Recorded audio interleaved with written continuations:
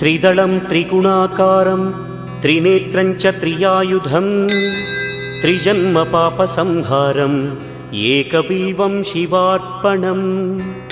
त्रिशाखैः बिल्वपत्रैश्च अच्छिद्रैः कोमलैः शुभैः तव पूजां करिष्यामि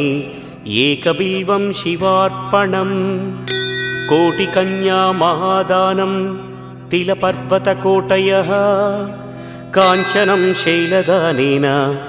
एकबिल्वं शिवार्पणम् काशीक्षेत्रनिवासं च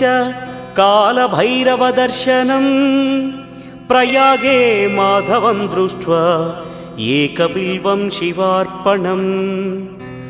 इन्दुवारे व्रतं स्थित्वा निराहारो महेश्वर